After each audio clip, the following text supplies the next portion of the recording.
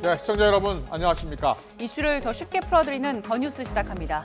일본이 조금 전이죠. 오늘 오후 1시부터 후쿠시마 원전 오염수 방류를 시작했습니다. 정부는 조금 전에 우리 전문가 정기 파견을 비롯해서 독자적인 국민 건강 안전 대책도 발표했는데요.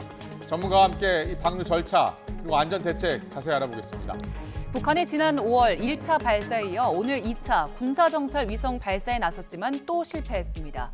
10월에 3차 발사를 시도할 걸로 보이는데요. 전문가와 함께 짚어보겠습니다. 오염수 방류 첫날 여야 충돌 더 격화하고 있습니다. 야당은 윤 정권이 핵 오염수 공범이라고 목소리를 높였고 여당은 광우병 괴담 대자뷰라면서 반국가 행위를 중단하라고 날을 세웠습니다.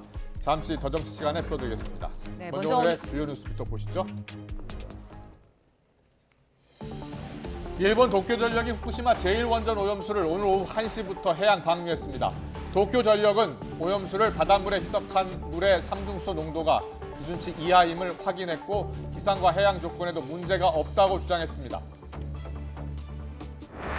정부는 일본이 발표한 방류 계획 준수 여부를 상시 점검하겠다고 밝혔습니다. 여당은 방류 저지 촛불 집회를 연 민주당을 향해 괴담 선동을 중단하라고 촉구했고 민주당은 방류를 막지 않은 정부에 책임을 물어야 한다고 공세를 폈습니다.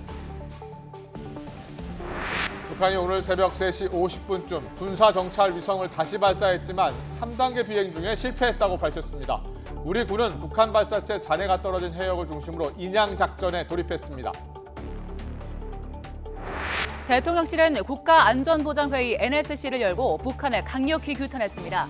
윤석열 대통령은 분석 내용을 미국, 일본과 공유하고 추가 도발 가능성에 철저히 대비하라고 지시했습니다. 쌍방울 그룹의 대북 송금 의혹을 수사하고 있는 검찰이 이재명 민주당 대표 측과 소환 조사 일정을 두고 신경전을 벌였습니다.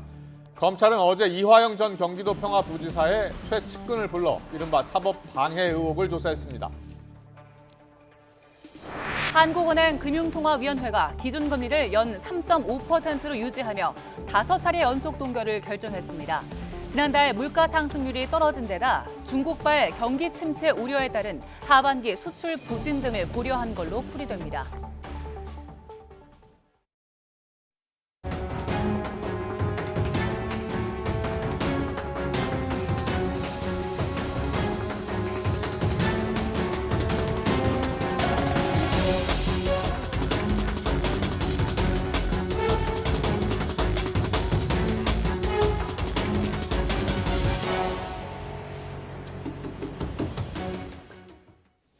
네, 도쿄로 가보겠습니다. 일본 정부 오늘 오후 1시쯤 후쿠시마 원전 오염수 해양 방류 예고한 대로 강행을 했습니다. 네, 국제원자력기구 IAEA도 현장 점검에 착수했는데요.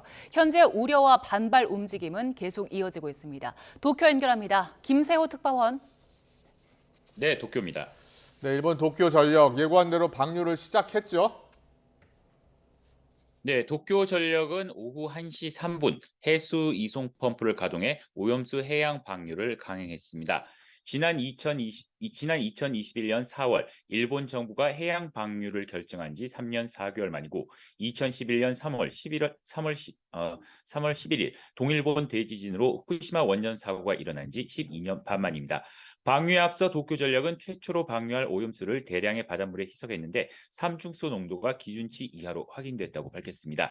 이어 일본 원자력개발연구기구 JAEA가 확보한 물의 표본에도 삼중수소 농도가 기준치보다 낮았다고 설명했습니다. 도쿄전력은 1차로 하루에 460톤의 오염수를 바닷물로 희석해 17일 동안 모두 7,800톤의 오염수를 바다로 내보냅니다. 또 해양 방류 이후 각종 데이터를 실시간으로 공개할 방침입니다.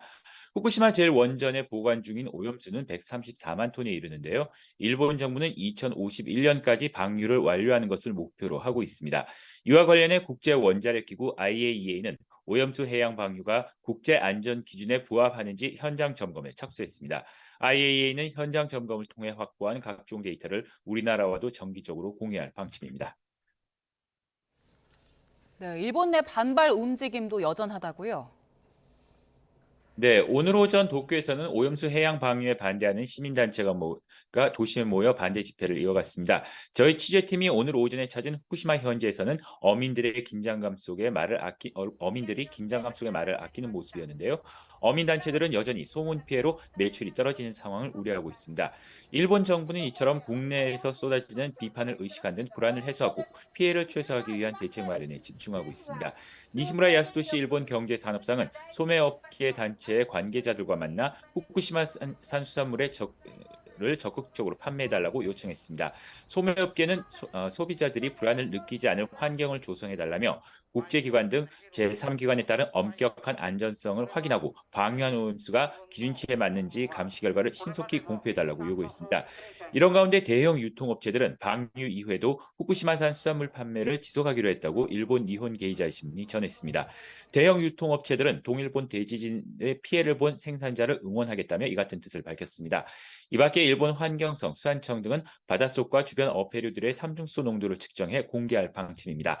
하지만 일본 수산물의 최대 수입국인 중국이 본격적인 일본 수산물과 식료품에 대한 규제 강화에 나설 것임을 시사한 만큼 일본 어민들의 실질적인 피해는 앞으로 더욱 커질 수 있다는 전망이 나오면서 통상과 외교 부분의 파장이 더욱 커질 것으로 보입니다. 지금까지 도쿄에서 전해드렸습니다. 네, 계속해서 국내 어민들 반응 짚어보겠습니다. 오염수 방류의 직간접적인 영향을 받는 경남 남해안 지역 어민과 상인들의 걱정은 커지고 있습니다. 오염수 방류에 항의하는 목소리도 전국 각지에서 나오고 있습니다. 현장 취재 기자 연결해서 자세히 알아봅니다. 임형준 기자. 네, 경남 창원시 마산어 시장에 나와 있습니다. 네, 원전 오염수 방류가 시작됐는데요. 이 시각 수산시장 분위기는 좀 어떻습니까? 네, 제가 나와 있는 이곳 마산어 시장은 지역 주민뿐 아니라 관광객들도 많이 찾는 곳입니다. 그런데 후쿠시마 원전 오염수 방류가 시작되면서 어시장 일대 긴장감이 높아지고 있습니다. 이곳 어시장에서는 내일부터 3일간 축제가 열릴 예정인데 궂은 날씨까지 겹치면서 을씨년스러운 모습입니다. 축제를 앞둔 상인들은 걱정하고 있는데요. 상인 말 들어보겠습니다.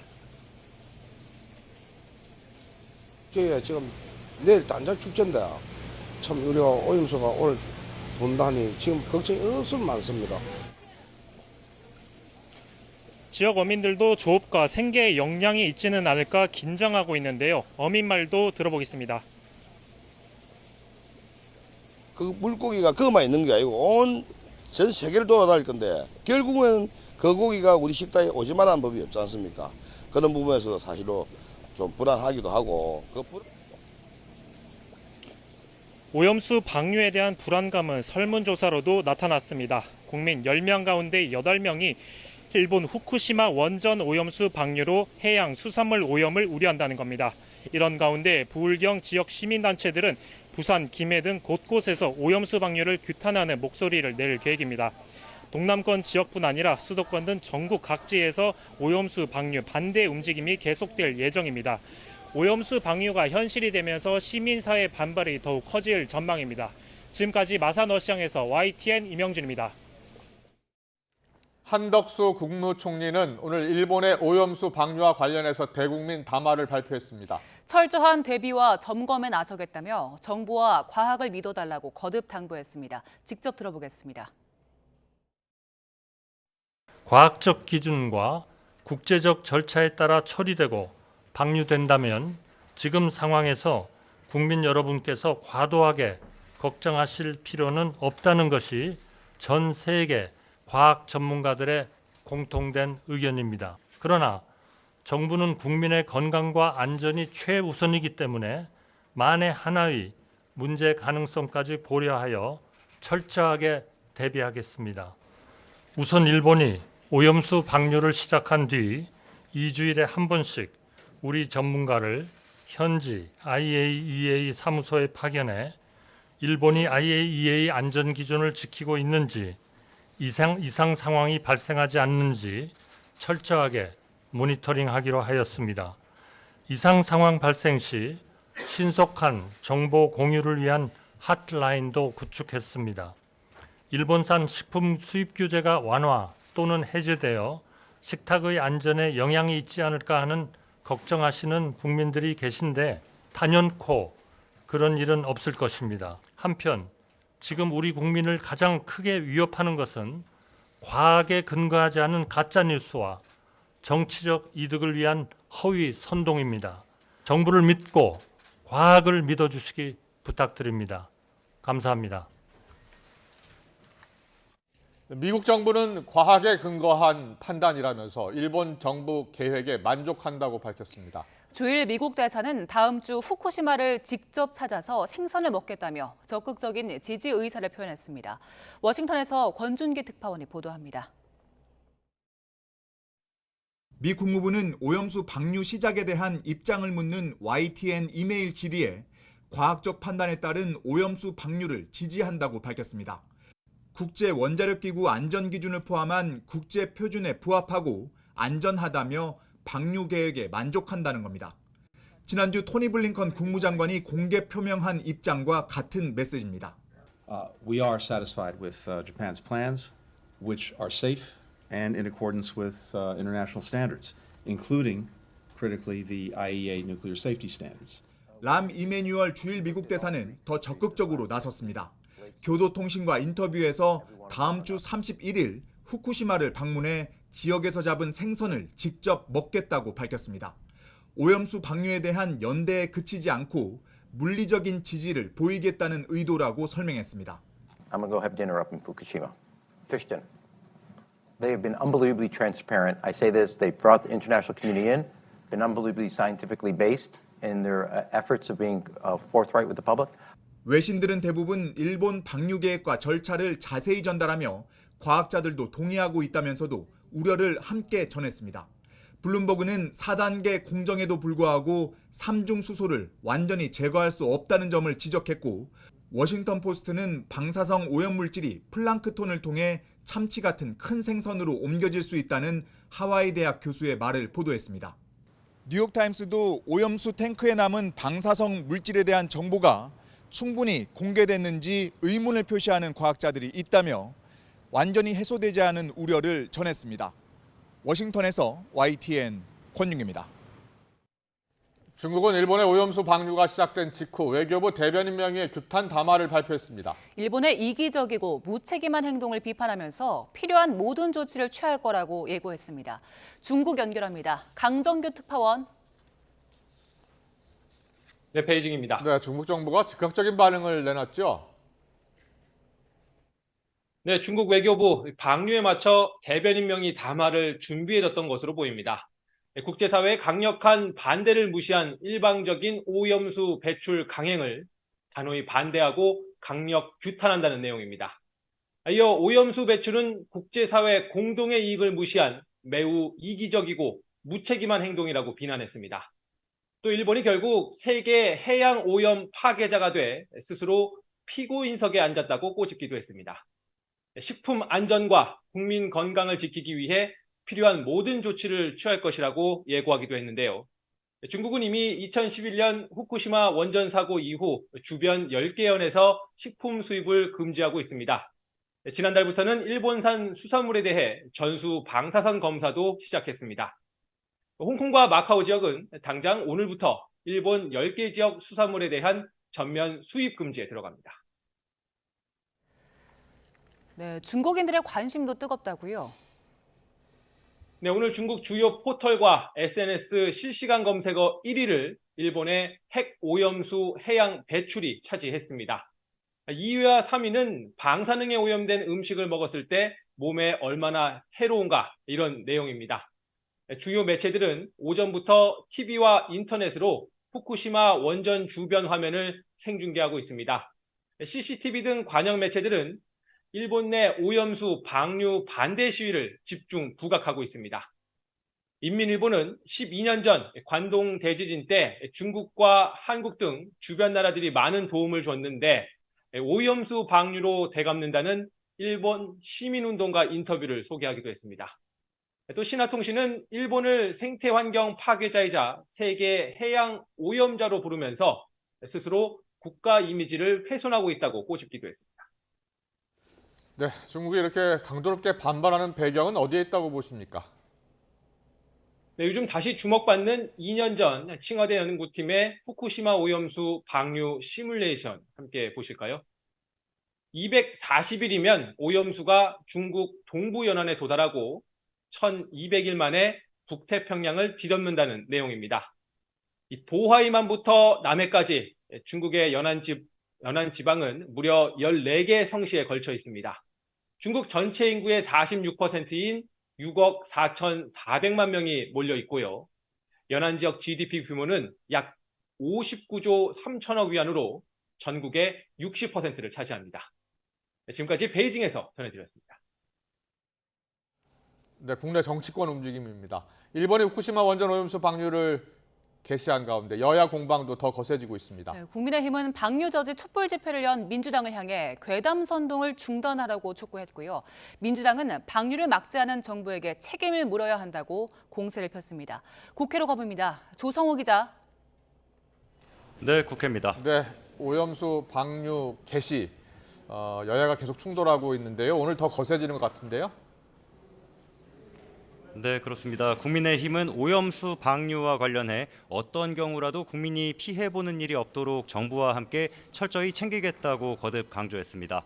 김기현 대표는 아침 최고위원회의에서 국민 식단 안전에 위험 요인이 발생하지 않도록 2중 3중으로 검증 과정을 투명하게 공개하겠다며 이같이 말했습니다.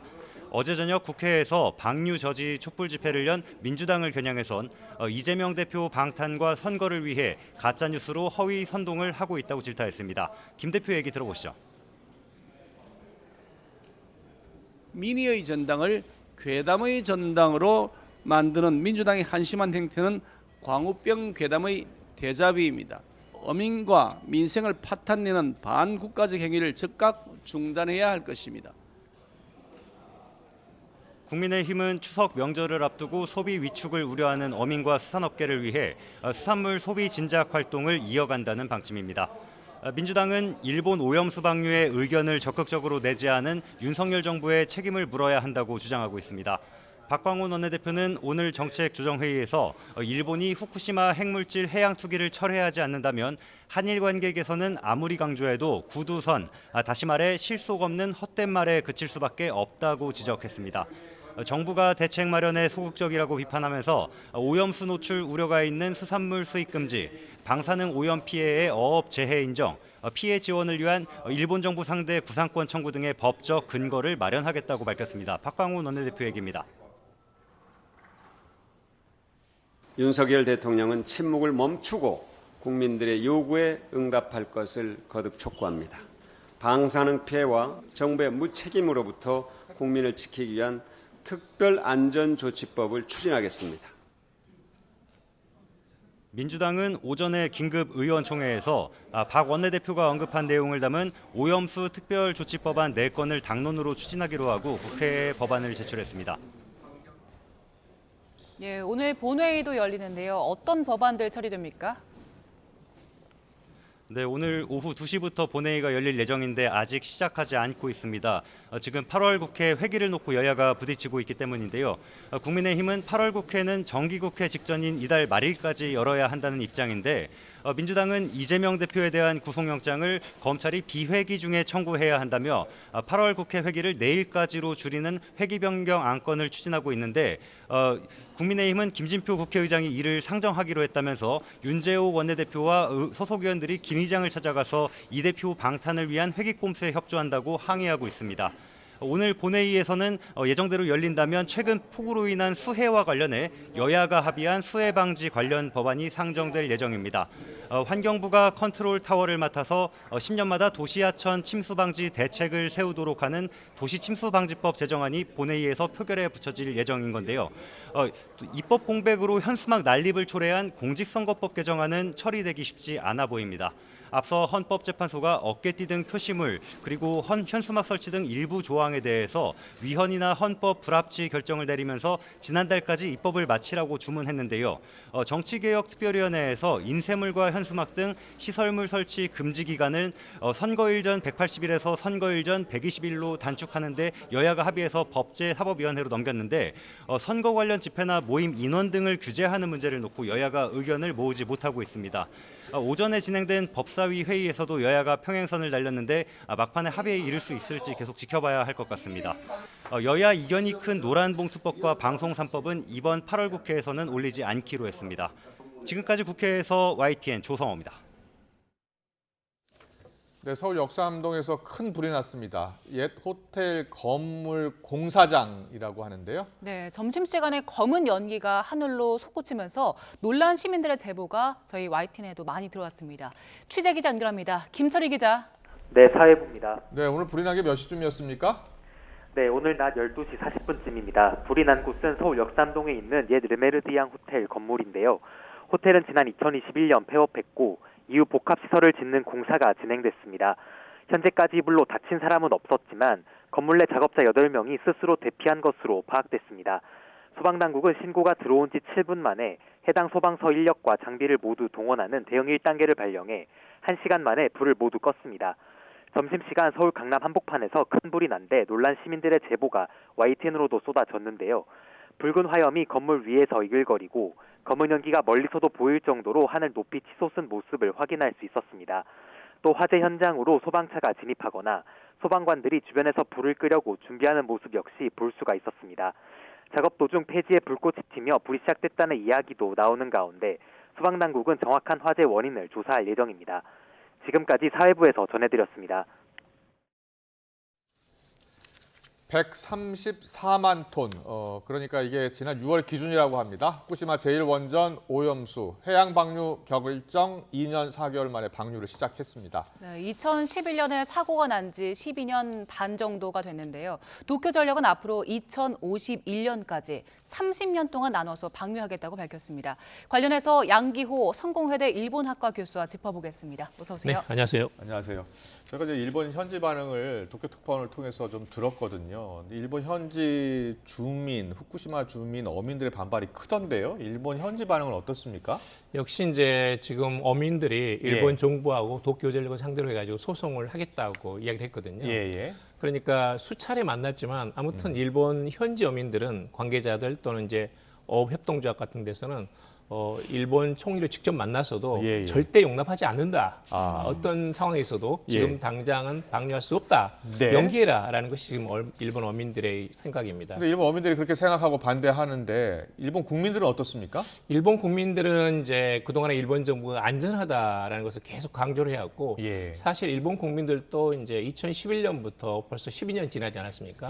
많이 익숙해진 부분도 있고 지금 현재 상태에서 방류하지 않는 한은 탱크를 더 세울 공간이 없다라는 것이고 전반적으로 봐서는 이제 2050년경에는 폐로 그러니까 완전히 그 기능을 정지시키는 것이거든요. 근데 거기까지 가려면 어떤 조치인가를 지금 할 수밖에 없는데 여러 가지 방법이 있지만 아무튼 지금 이 방법밖에 없다라는 것이 이제 일본 정부 설명이기 때문에 그 부분에 상당히 순응해가는 그런 부분도 없지 않아 있습니다. 그런데 이제 통계적으로 본다면 전체적으로 한 4할 정도는 잘 모르겠다 이고 3할 정도는 모르겠다고요? 모르겠다고 맞습니다. 그럽니까? 그러니까 이제 아직도 일본 국민들은 의구심이 강한 거죠.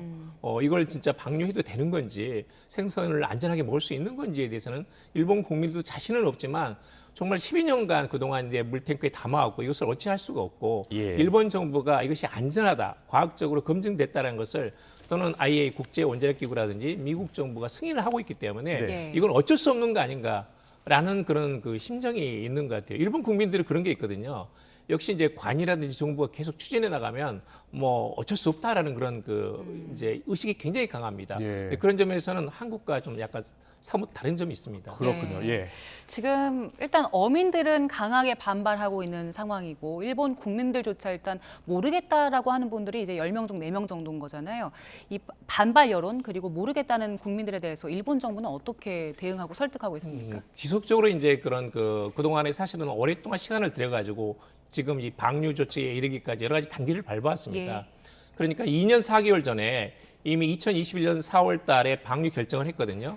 그리고 나서 3차례에 걸쳐가지고 IAEA 국제원자력기구의 중간 보고서가 있었고 지난 7월 달에 최종 보고서가 있었고 그리고 8월 18일에 한미일 정상회담이 있었는데 그때 미일 정상회담에서 일본의 오염수 방류는 미국은 지지한다. 여기에 대해서 일본 정부가 사의를 표명했고 그리고 동시에 이제 미일 양국이 가짜 뉴스 확산을 막기 위해서 노력한다라는 조항까지 있었거든요. 예. 또 우리 정부는 여러 가지 이제 다양한 입장이 있을지 모르지만 기본적으로 일본 측에서 본다면 이것을 승인했다.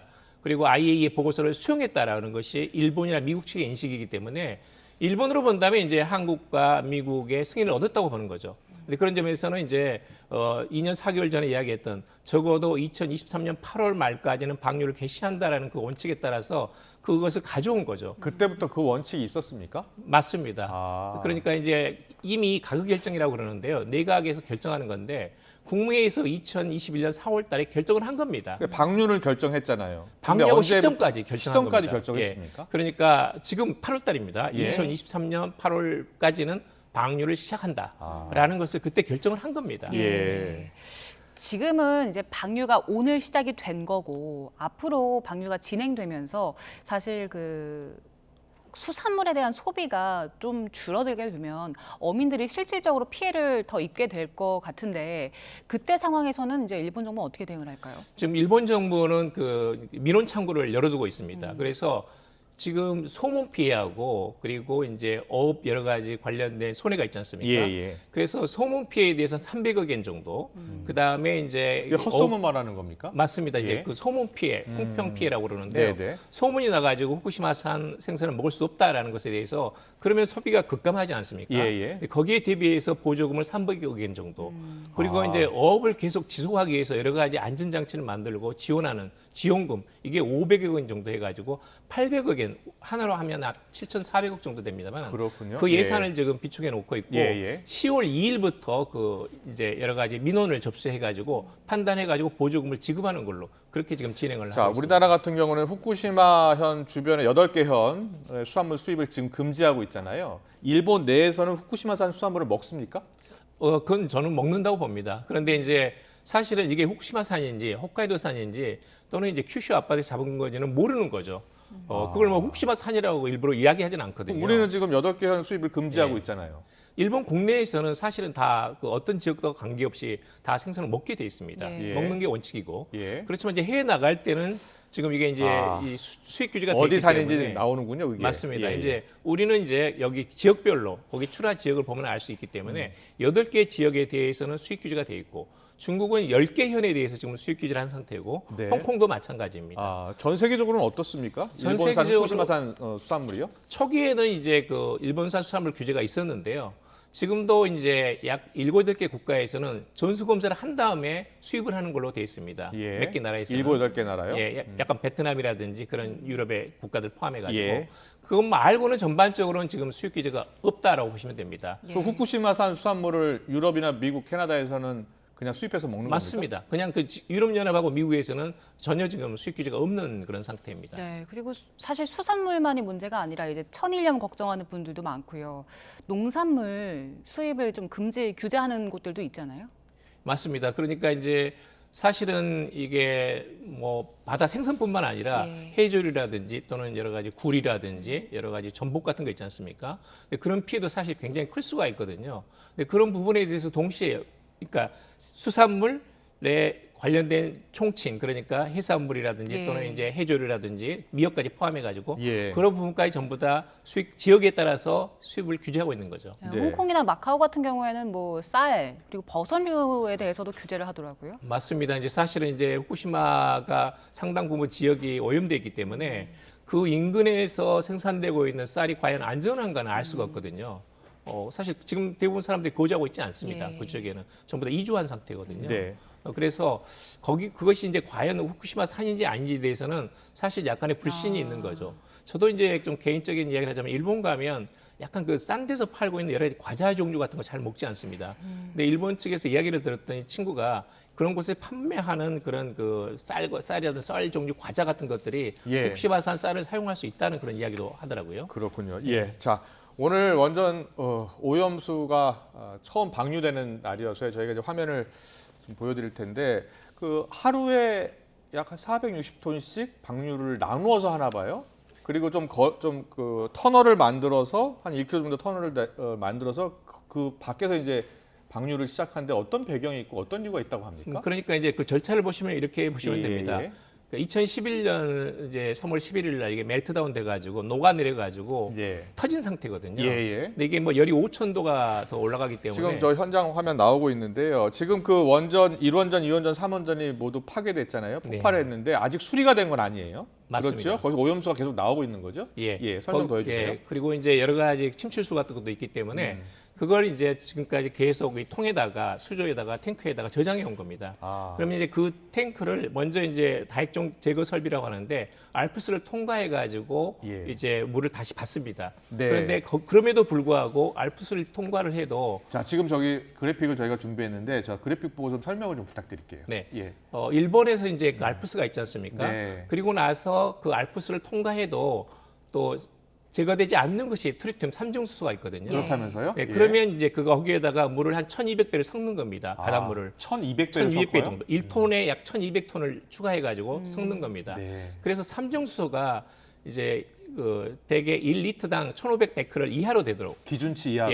이하로 그 돼가지고. 1,500베크럴이 어떤 기준입니까? 그러니까 이제 원래 이제 그것보다 훨씬 더 수치는 높은데 일본은 훨씬 더 그것을 좀 강화해가지고 이 수치를 낮춘 거죠. 그래서 1,500베크럴 이하가 되도록 해가지고 삼중수소가 들어있어도 이 물은 전혀 문제가 없다라는 것이 확인이 될 경우에 이제 1km 떨어진 저 방출구 4번 있지 않습니까? 4번으로 방출하는 겁니다.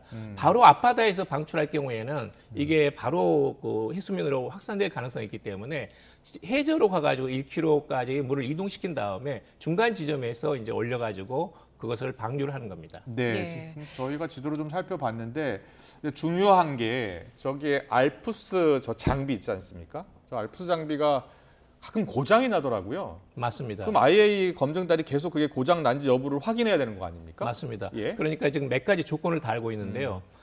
예를 들면 이제 아까 말씀하신 대로 그 이 장비가 제대로 작동하고 있는가. 그렇지 않을 경우에는 바로 중단하는 것이고 또 하나 예를 들면 이제 그 지진이 날 가능성이 있거든요. 거기는 뭐 지금 일본은 여기저기 지진이 항상 나고 있는 지역이기 때문에 그래서 진도 5 그러니까 사람이 굉장히 공포감을 느낄 정도로 지진이 커지게 되면 즉각 중단하는 겁니다. 그래서 몇 개 안전장치를 지금 두면서 지금 방류를 시작한다라는 것은 이제 일본 정부가 지금 설명을 하고 있는 대목입니다. 그리고 오늘 이제 방류를 시작했고 30년에 걸쳐서 방류를 한다고 하는데 이렇게 길게 잡은 이유가 있습니까? 우선은 이제 전체적으로 이제 이게 한 22조 베크럴 1년에 22조 베크럴까지는 안전한데 그 이하 약 5조 베크럴 그러니까 전체 총량 이게 예를 들면 내년 3월까지 31,200톤을 방류한다 할 경우에 연간으로 계산해 가지고 한 5조 베크럴 정도로 해 가지고 물을 섞어 가지고 그것을 이제 리터당 1,500베크럴이 되지 않도록 해 가지고 방류를 하는 겁니다. 그러다 보니까 한꺼번에 방류하다 보면 이게 이제 그 안에 농도가 올라가지 않습니까?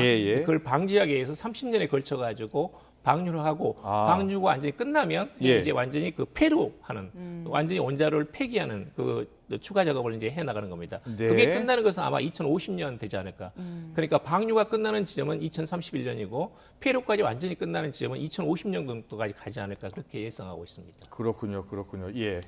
그런데 그 주변에 가끔 그 세슘 농어가 발견되기도 하고 광어가 발견되기도 하고 하잖아요.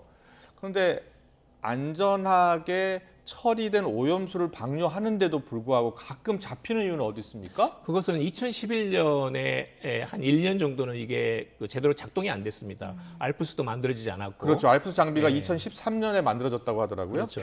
그러니까 당분간은 이제 물탱크를 만들어가지고 그렇게 했었는데 이게 이제 계속 쌓이지 않습니까? 물로 계속 식혀야 되기 때문에 원자로가 폭발한 상태고 그러면 이제 오염수가 계속 나오는 거죠.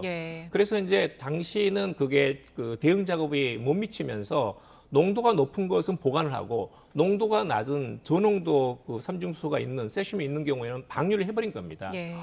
그러니까 이제 그 예를 들어 10년 전에 그런 오염수가 돌아다닐 수 있는 것이고. 그렇군요. 그러다 보니까 이제 최근 또 이제 몇 달 전에 무려 그 세슘 기준치 한 180 누르기 잡히지 않았습니까? 그런 점에 있어서는 이건 안심할 수는 없는 겁니다. 그렇군요. 오염수 방류를 사실 이제 국제사회 모두가 처음으로 경험을 하는 거잖아요. 그래서 이제 앞으로 어떻게 대응을 하는 하는지가 중요할 텐데 일단 우리 정부는 일본 측이랑 후속 조치 관련해서 합의 내용을 공개했잖아요. 정기적으로 우리 전문가들이 후쿠시마 현장 사무소에 방문을 하고 또 정기적으로 화상회의를 연다 이런 내용들이 있었는데 이 전반에 대해서 어떻게 평가하세요? 뭐 사실은 이제 가장 중요한 원칙은 우리가 상주하는 것. 한국 전문가가 파견돼 가지고 감시하고 통제하면서 상주하면서 IAEA, 한국, 일본이 공동으로 그것을 관리해 나가는 것이 이제 첫 번째 가장 중요했거든요. 근데 그 부분은 이제 일본 측에서 수용되지 않았고 지금은 정기적으로 파견하는 걸로만 돼 있습니다.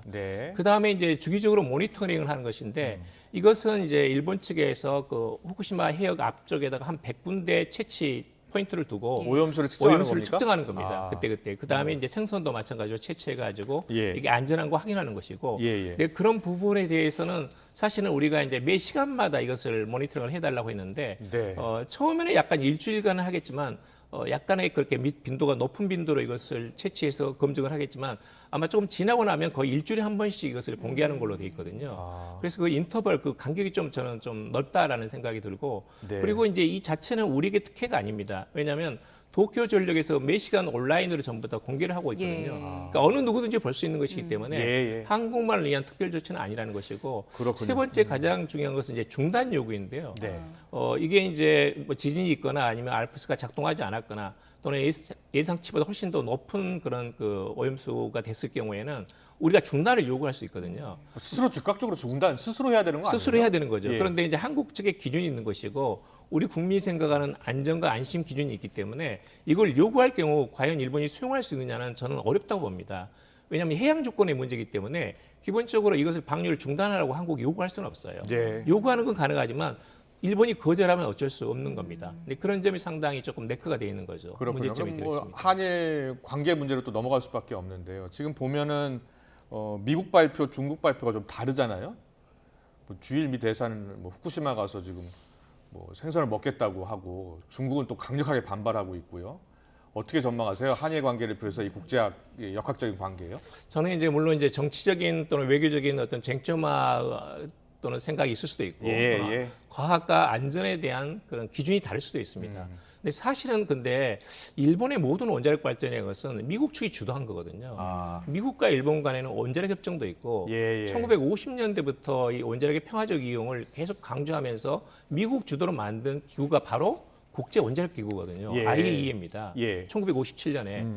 그리고 1970년대에 이제 처음으로 일본에서 원자력 발전소를 만들었고 그 첫 스타트가 후쿠시마 원자로거든요. 그걸 설계하고 시공한 데가 미국의 제너럴 일렉트릭스입니다. 그러니까 완전히 이 미국의 선물이라고 봐도 돼요. 원자력 발전이라는 것은 우리는 미국하고 그 협상이 안 돼가지고 프랑스에서 처음에 도입을 했었거든요. 그렇군요. 중국은 그럼 어디서 만들었어요? 중국은 이제 자체적으로 개발하기도 하고 했습니다만은 중국에서 보는 과학의 기준 또는 이제 안전의 기준하고 미국은 역시 이제 여러 가지 그런 이런 생선이라든지 어표에 대한 기준하고 과학의 기준이 미국하고 일본하고 IAEA가 입장이 크게 다르지 않습니다. 이 부분은 정확한 것이고요. 그렇군요. 그런데 이제 중국의 경우에는 이것은 이제 뭐 사실은 수산물을 중국인데 굉장히 많이 먹지 않습니까? 우리도 지금 세계에서 가장 1인당 소비량이 가장 높습니다. 수산물 소비량. 일본보다 더 높습니다. 사실 이제 일본이 재밌는데 일본이 2000년 기준으로는 1인당 해산물, 수산물 소비량이 한 70kg 정도 됐거든요. 지금은 40kg입니다. 많이 줄었네요. 그런데 이제 그게 이제 갑자기 이렇게 떨어지기 시작하는데 2000년이기 때문에 그것은 이제 이전이거든요. 2011년 이전이긴 한데 그때부터 떨어지기 시작했다고요? 그렇죠. 집 안에서 여러 가지 생선을 구우면 냄새가 나고 그래서 이제 집에서 생선을 먹지 않는데 사실 2011년 이후로 그 떨어지는 속도를 보게 되면 상당히 가팔라집니다. 근데 그런 점에서는 전혀 영향이 없었다고는 말할 수 없고요. 아마 그런 현상이 우리 국내에서 재현되게 되면 수산물업자나 어민들에게 굉장히 큰 피해가 될 수 있습니다. 우리 어민들 피해 벌써부터 걱정하는 분들 많은데요. 철저히 대책을 좀 세웠으면 좋겠습니다. 양기호 성공회대 일본학과 교수님과 함께 짚어봤습니다. 잘 들었습니다. 고맙습니다.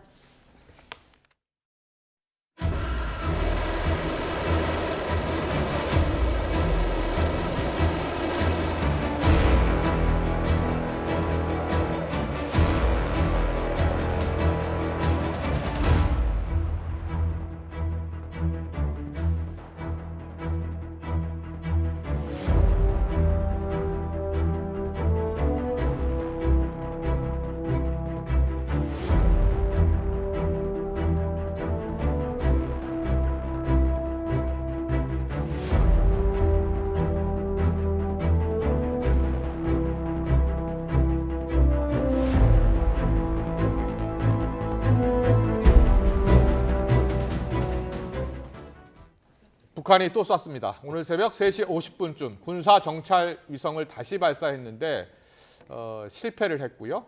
오는 10월에 3차 발사에 나설 것이라고 예고했습니다. 네, 우리 군은 북한 발사체 잔해가 떨어진 해역을 중심으로 인양 작전에 돌입했습니다. 국방부 취재 기자 연결합니다. 김문경 기자.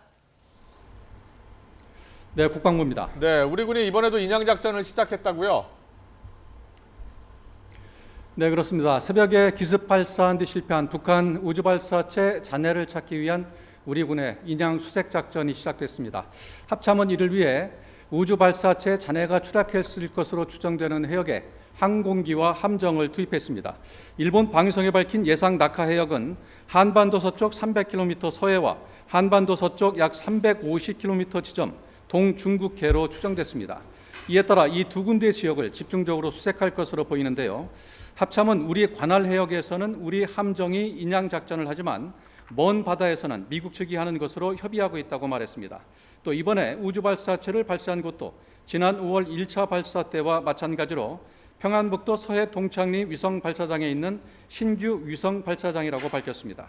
또 지난번과 달리 경계 경보를 발령하지 않은 이유에 대해선 행안부와 협의를 거쳐 중간 폭발하거나 영해나 영공을 통과하지 않을 경우 경보 발령을 안 하는 쪽으로 개선안이 만들어졌다며 이번 발사체는 백령도 서쪽 33km 상공을 날아갔다고 전했습니다.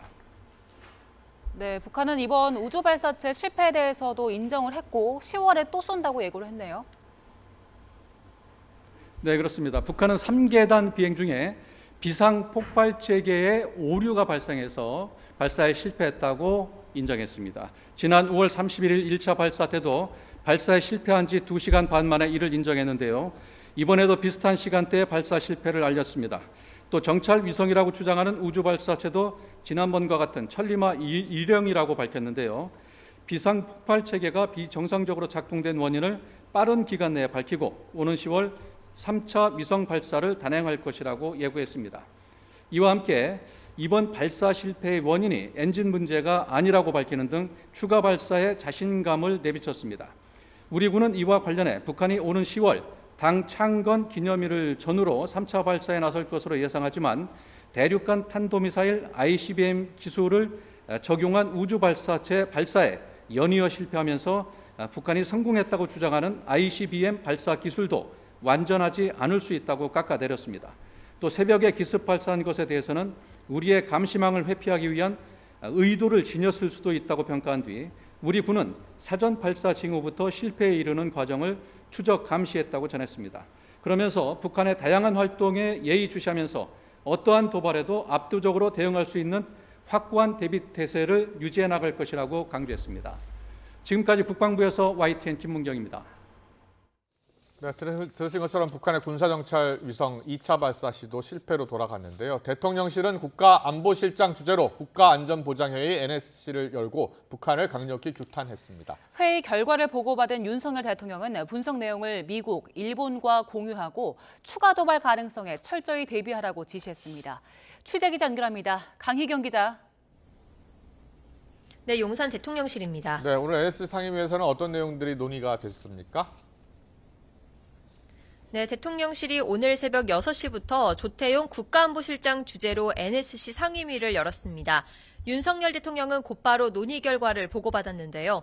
윤 대통령은 분석 결과를 미국, 일본과 공유하고 북한의 추가 도발 가능성에 철저히 대비하라고 당부했습니다. 또 한미일 정상회의에서 합의한 미사일 경보정보 실시간 공유와 미사일 방어 협력 증대, 3자 훈련 정례화를 면밀하게 추진하라고 지시했습니다. NSC 상임위원회에서는 북한을 향한 강력한 규탄 목소리가 이어졌습니다. 이번 발사는 탄도미사일 기술을 활용한 북한의 어떠한 발사도 금지하는 유엔 안보리 결의에 대한 중대한 위반이라며 북한에 대해 응분의 대가를 치르도록 해야 한다고 경고했습니다. 특히 북한이 지난 5월에 이어 이번에도 위성 발사에 실패한 것에 주목하며 주민을 기아와 죽음으로 내모는 경제 실정과 민생 파탄의 책임을 아랫사람에게 돌리고 그나마 없는 자원을 무모한 도발에 탕진한다고 비판했습니다. 참석자들은 해외 북한 노동자 착취와 사이버 해킹 행위, 해상 밀수 등의 불법 행위를 차단하기 위해 한미일 공조를 강화하는 등 국제사회와 적극적으로 협력하기로 의견을 모았습니다. 앞서 어제 윤석열 대통령은 한미연합사령부 전시지휘소를 찾아 을지 자유의 방패 연습 상황을 점검했는데요. 이 자리에서 북한의 핵미사일은 현존하는 가장 심대한 위협이며 한미동맹의 압도적 능력과 실전 훈련이 북한 도발을 억제하고 즉각적이고 단호하게 응징할 수 있는 힘의 근원이라고 강조했습니다. 오늘 NSC에 윤 대통령은 참석하지 않았는데요. 북한의 발사가 실패로 돌아간 만큼 대통령의 참석까지는 필요 없다고 판단한 것으로 전해졌습니다. 지금까지 용산 대통령실에서 YTN 강희경입니다. 자, 북한이 2차 위성 발사 실패했다는 소식 계속 전해드렸는데 이번엔 전문가와 함께 어떤 부분이 잘못됐던 건지 또 북한이 급하게 2차 발사에 나섰던 이유는 뭔지 짚어보겠습니다. 네, 신종우 한국국방안보포럼 사무국장과 함께 분석해보겠습니다. 어서 오세요. 네, 안녕하세요. 네, 지금 당국이 이제 파악을 하고 있고요. 일단 북한도 실패를 인정한 거죠. 네, 그렇습니다. 예. 어떻게 그리고 어디서 실패한 것 같습니까? 북한의 오늘 발표에 따르면 3단 부분에 있는 그러니까 우리가 쉽게 얘기하면 뭐 자폭 장치의 오류로 인해서 이번에 실패를 했다고 주장을 했었고요. 그게 비상폭발 체계. 예, 그렇습니다. 그리고 나머지 단분리라든지 엔진은 전혀 이상이 없다고 이렇게 주장을 했습니다. 이게 지금 북한의 발표고요. 우리 그렇습니다. 당국은 어떻게 파악하고 있나요? 우리 당국도 보면은 북한에 아직까지 분석을 해봐야 되는데요. 과연 이제 뭐 산단 부분이 뭐 공중 폭발했는지 그런 부분까지는 지금 레이더상에 나타난 부분들을 좀 면밀히 좀 봐야 될 것 같아요. 분석이 좀 필요합니다. 지난 1차 발사 때는 2단계 엔진 시동이 안 걸려서 추락을 해서 실패를 했었고 이번에는 일단 1, 2단계까지는 모두 정상적으로 작동을 했고 3단계에서 실패를 한 거잖아요. 예, 그렇죠. 그러면 기술적으로는 좀 나아진 겁니까? 기술적 진전은 지금 확인할 수가 없습니다. 어차피 실패를 했기 때문에. 그리고 지금 북한은 뭐 1, 2단으로 지금 얘기를 하지만 지금 뭐 그래픽에도 나온 것 같이 1단 로켓이라고 하는 표기된 부분은 남한에서 300km 떨어진 지점.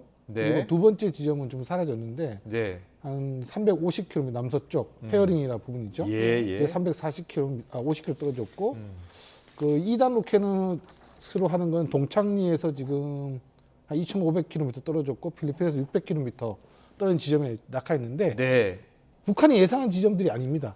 그래요? 예.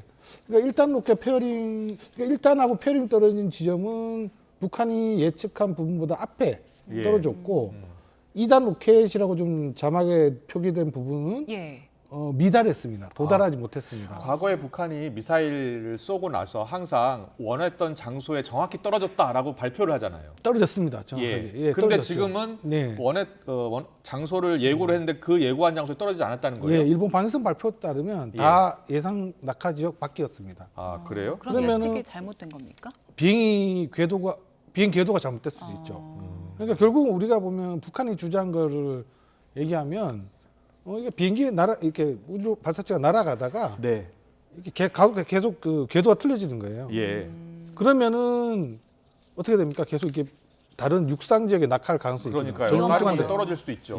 그래서 지금 북한은 이거 제 개인적인 생각입니다만 북한은 이제 보통 자동 폭파 장치를 가동합니다. 그렇군요. 그래서 이제 궤도가 이제 틀려질 경우에는 아마 이게 자동 폭발했다고 하면은 10월 달에도 원인까지 못 찾을 수 있죠. 왜냐하면 그건 유도 장치까지 문제가 있는 거니까. 좀 더 분석을 해봐야 될 것 같고요. 지난 5월 31일 날 1차 발사 때 화면을 좀 봤으면 좋겠는데요. 지난 5월 31일 1차 발사 때도 실패를 했잖아요. 근데 1차 발사 때 실패했을 때는 나중에 동영상도 공개를 했어요. 지금 화면에 잠깐 나오고 화면도 사진으로 이렇게 사진 두 장이 공개됐었죠. 지금 저 발사체가 이제 올라가서 떨어졌고 우리가 수거를 했잖아요. 일부 수거를 했는데 지금 석 달 만에 또 발사한 거잖아요. 그럼 저런 모양의 발사체를 하나 더 준비했다는 거 아닙니까? 지금 발사체는 여러 개 있을 겁니다. 여러 개 있을 것 같다. 북한도 지금 뭐 천리마 1형이라고 얘기를 했잖아요. 그럼 이제 또 다른 형태의 개량된 2형이 있을 것이고 보통 이제 우주 발사체 같은 거는 평양 산음동 병기연구소에서 부품이 조립되면 동창리에서 조립을 합니다. 그 창고에 지금 보면은 뭘 정확히 알 수는 없지만 뭐 여러 기가 있을 것 같고요. 그리고 위성이라는 게 보면 한 기 가지고는 감시 정찰을 할 수가 없죠. 위성이라는 그 지구 공전 기기가 있으니까 그러니까 북한은 지금 그리고 또 말씀드릴 건 천리마 1형 같은 경우는 300kg짜리 소형 위성을 쏘기에 너무 커요. 그러니까 북한은 아마 지금 발사체 일부 우리가 수거한 거 보여드리고 그렇습니다. 있는데요. 2단부죠. 수거한 부분이. 너무 크다는 말씀이시죠? 지금 그렇죠. 이제 300kg짜리 위성 쏘기에는. 그렇죠. 뭐 충분히 큰 사이즈인데 아마 북한이 나중에 이번에 성공하고 나면 네. 저 소형 위성을 그 발사체에 여러 개를 좀 올려서 동시에 올릴 그런 시도를 할 가능성도 있습니다. 그렇군요. 예. 북한이 좀 서두르는 것 같은 느낌이 듭니다. 그 지난 1차 발사 이후 지금 85일 정도 지났고 또 10월에 쏜다고 하면 그것도 2달 정도가 되는데 왜 이렇게 서두르는 겁니까? 뭐 일단 실패를 하자마자 2시간 반 만에 날짜를 지정해서 쏜다는 건 좀 비성장적이죠. 예. 좀 맞지는 않는데 지나간 북한은 이제 뭐 21년 이제 1월달에 8차 당대 때 보면은 네. 뭐 여러 가지 무기를 앞으로 개발하겠다고 주장을 했어요. 예. 보면 극초음속 미사일도 있고 뭐 무인기도 있고 네. 뭐 새로운 신형 ICBM까지 있는데 이건 어느 정도 가시화가 좀 돼가고 있어요. 그렇군요. 근데 하지만 예. 정찰 위성은 지금 첫 걸음도 못 뗀 상태거든요. 예. 그리고 현대전 같은 경우에 있어가지고 정보가 없죠. 눈이죠, 눈. 네. 정보가 없으면 아무리 예. 뭐 우리가 무기 체계를 좋은 거 가지고 있다 치더라도 제대로 맞출 수 없으니까 네. 북한도 나름대로의 정보를 갖기 위해서 정보력을 획득하기 위해서 뭐 위성이라든지 무인 정찰기까지 보유하려고 하는 겁니다. 네. 그렇군요. 그런데요, 이게 한 발 이렇게 발사할 때마다 사실 경제적인 비용이 좀 크잖아요. 그런데 진짜 군사적, 기술적인 목적이 아니라 정치적 목적이 있기 때문에 이렇게 서두르는 건 없는 겁니까? 정치 목적 당연히 있죠. 뭐 북한의 김정은 위원장의 위대한 이제 지도력을 보여주려는 의도도 크기 때문에 네. 계속 서두르는데 모르겠어요. 북한은 좀 맞지 않는 부분들이 많아요. 그러니까 지금 예를 들어서 뭐 1차 발사 때는 2단 엔진의 문제다. 네. 그리고 3차 발사 때는 3단부에 있는 뭐 자동 폭파장치의 문제다 그랬는데 그것만 또 북한의 발표를 그대로 믿을 수는 없죠. 그렇죠. 예. 그러니까 우리도 위성을 쏟아보면 우주를 쏟아보면 뭐 어떤 부분을 문제하면 그것만 점검하는 거 아니에요. 네. 처음부터 다 1부터 C가 다 재점검을 해야 되거든요. 그렇군요. 네. 예. 그리고 우리 군 당국이 저번에 1차 발사 때 수거한 것 중에 이제 위성이 있다고 하더라고요. 근데 그 위성을 분석해 보니까 아주 조악한 수준이다. 과연 이게 정찰 위성으로 활용할 수 있을까라는 의문이 든다라고 하던데요. 예, 그렇죠. 그러니까 저도 지금 8차 당대 때 북한이 정찰 위성을 쏠려 얘기했고 실제로 실물을 공개했었죠. 예. 물론 그 당시 실물 자체가 보면은 뭐 흐리게 처리해서 자세히 볼 수는 없었는데 생각보다 너무 작았습니다.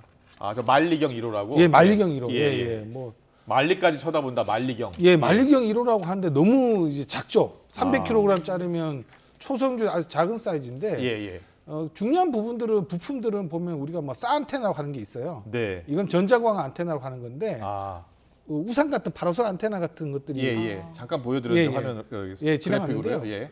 우리나라의 4.25 위성 같은 경우는 네. 이제 그렇죠. 예. 뭐 있는데 좀 작은 사이즈고 300kg, 예. 높이 1.2m.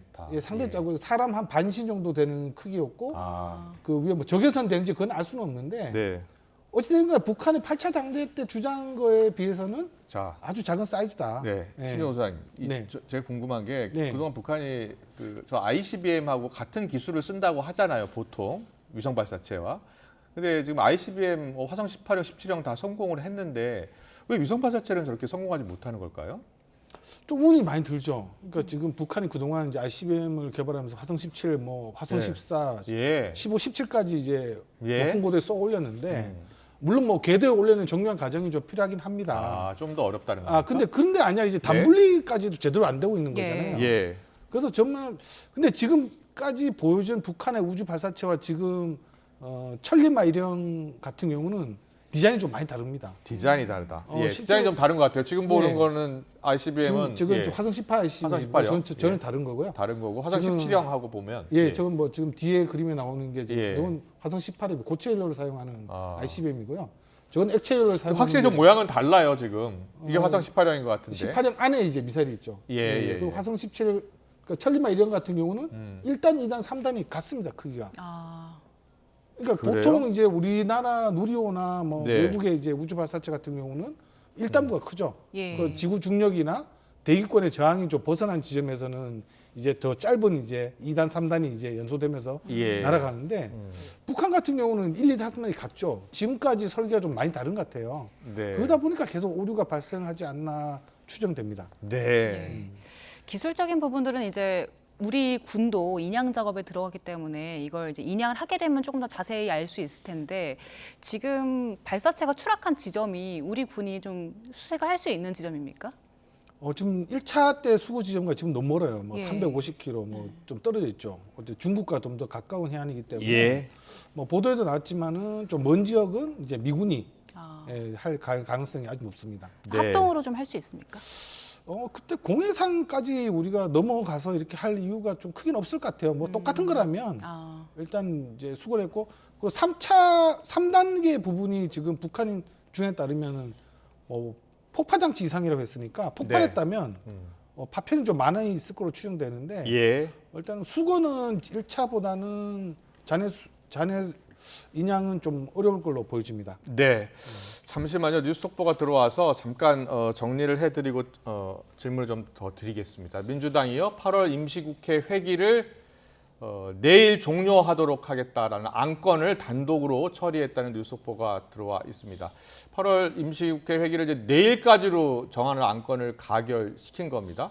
네, 지난 16일부터 8월 임시국회가 열렸지만 여야가 이견을 보이면서 회기 종료일을 정하지 못했었는데요. 민주당이 검찰이 이재명 대표 구속영장을 청구할 시에 체포동의안 표결 없이 바로 영장 심사를 받을 수 있게 하기 위해서 8월 말에 비회기 기간을 만들어야 한다고 주장을 했습니다. 그렇습니다. 자, 검찰이 이재명 대표와 관련해서 쌍방울 대북 불법 송금 의혹과 관련해서 입건했다는 뉴스 속보를 앞서 전해드렸었고, 이와 관련해서 소환 조사를 하는데 민주당에서는 바로 소환을 해라라는 요구를 했었고요.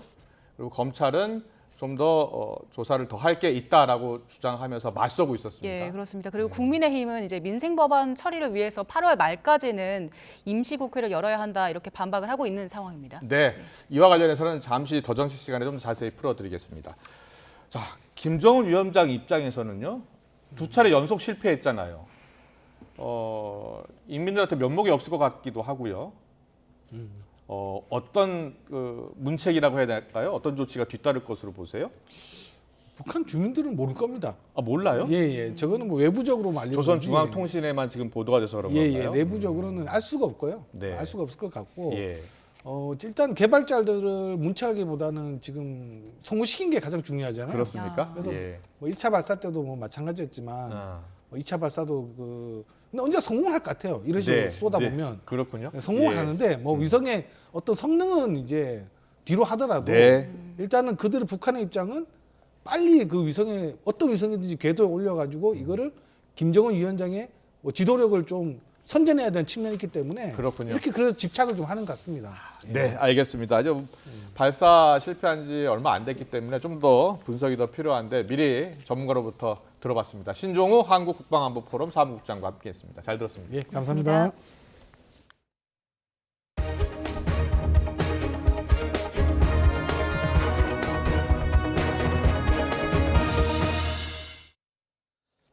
네, 쌍방울그룹의 대북 송금 의혹을 수사하고 있는 검찰이 이재명 더불어민주당 대표에게 오는 30일 출석을 요구한 가운데 소환 조사 일정을 두고서 양측이 지금 신경전을 벌이고 있습니다. 검찰은 어제 이화영 전 경기도 평화부지사의 최측근도 피의자 신분으로 불러서 이른바 사법 방해 의혹을 조사했습니다. 취재기자 연결해 알아보겠습니다. 우종훈 기자. 네, 사회부입니다. 네, 검찰과 이재명 대표 출석 날짜를 두고 신경전 계속 벌이고 있는데요. 관련 내용 전해주시죠. 네, 쌍방울그룹의 대북 송금 의혹을 수사하는 수원지방검찰청은 어제 이재명 민주당 대표에게 다음 주 출석하라고 통보했습니다. 백현동 특혜 의혹으로 이 대표가 서울중앙지방검찰청에 출석해 조사받은 지 엿새 만에 새로 소환 통보를 한 건데요. 이 대표가 출석한다면 5번째로 소환 조사를 받는 겁니다. 검찰은 소환 날짜를 오는 30일로 못 박았습니다. 그러나 이 대표 측은 바로 다음 날인 오늘 당장 출석하겠다고 밝히면서 양측이 신경전을 벌였습니다. 검찰은 예정된 수사와 재판 일정으로 다음 주 조사가 불가피하다면서도 하루 이틀 정도는 조율할 수 있다는 입장입니다. 검찰은 쌍방울그룹이 지난 2019년 대북사업과 당시 경기도지사였던 이 대표 방북 명목으로 북한에 800만 달러를 보낸 것으로 보고 있는데요. 이 과정에서 이 대표가 관여했는지 들여다보고 있습니다. 앞서 검찰은 이 대표에게 대납 과정을 2차례 보고했다는 이화영 전 경기도 평화부지사의 진술 등을 토대로 이 대표를 제3자 뇌물 혐의 피의자로 입건했습니다. 지난 2월 대북 송금 의혹으로 구속 기소된 김성태 전 쌍방울 회장 역시 이 대표가 연루돼 있다고 주장해왔습니다. 하지만 이재명 대표는 황당한 얘기라며 의혹을 강하게 부인하고 있습니다. 검찰이 다음 주 조사를 예정대로 마칠 경우 백현동 개발 관련 혐의와 병합해 다음 달 정기국회 회기 중에 이 대표에 대한 구속영장을 청구할 거라는 관측도 나옵니다. 네, 그리고 검찰이 제기한 민주당의 이른바 사법방해 의혹이란 거는 구체적으로 어떤 내용입니까? 네, 이화영 전 부지사의 뇌물 혐의 재판이 변호사 선임 문제를 놓고 최근 한 달 넘게 공전하고 있는데요. 검찰은 여기에 민주당의 책임이 있다고 보는 것으로 알려졌습니다. 이에 따라 어제는 이 전 부지사의 최측근인 민주당 경기 용인갑 지역위원장 직무대행 이모 씨를 피의자 신분으로 불러 조사했습니다. 이 씨는 지난달 이 전 부지사가 이재명 대표에게 대북 송금을 보고했다며 기존 진술을 뒤집은 뒤 이 대표의 최측근인 박찬대 민주당 최고위원과 만났는데요. 이후 이 전 부지사에게 진술을 다시 번복하라고 해외했다는 의혹을 받습니다. 이와 관련해 박 최고위원은 이 씨와 만난 자리에서 이 전 부지사의 아내와 통화한 사실이 있다고 인정하기도 했습니다. 검찰은 지난 16일 이 씨 자택과 사무실 등을 압수수색해 휴대전화와 PC 등을 확보했습니다. 이어 어제는 이 씨를 직접 불러 이 전 부지사를 후원하던 사업가에게 사무실 운영비를 받았었다는 혐의와 함께 민주당의 이른바 사법방해 의혹에 대해서도 조사한 것으로 알려졌습니다. 검찰이 사법방해 의혹을 추가로 조사하기 위해 이재명 대표 출석을 다음 주로 요청했다는 분석도 나오는데요. 관련자들에 대한 추가 조사를 이어가면서 다음 주엔 박 최고위원을 소환 조사하는 방안도 검토하는 것으로 전해졌습니다. 박 최고위원은 소환 통보와 관련해 전달받은 것이 없다면서 검찰의 사법방해 의혹에 대해서는 엉뚱한 의혹이라고 밝혔습니다. 지금까지 사회부에서 전해드렸습니다.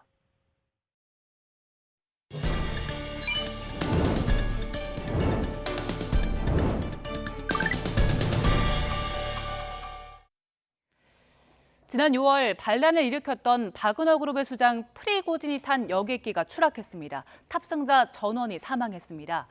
러시아 당국의 조사가 시작됐는데 추락 원인 등은 아직 알려지지 않고 있습니다. 먼저 류재복 기자의 보도 보겠습니다. 하늘에서 검은 물체가 연기를 날리며 힘없이 떨어집니다. Пиздец, это беспилотник. Сбили, бабахнуло в 2 раза, взорвалось, падает. 마을 농장에 떨어진 비행기는 산산조각이 났고 주변은 불바다로 변했습니다. 승객과 승무원 등 탑승자 10명 모두가 목숨을 잃었습니다. 이 비행기에는 무장 반란을 시도했던 바그너 그룹 수장 예부게니 프리고진이 타고 있었습니다. 추락한 비행기 역시 바그너 그룹 소유로 등록된 개인 여객기였습니다.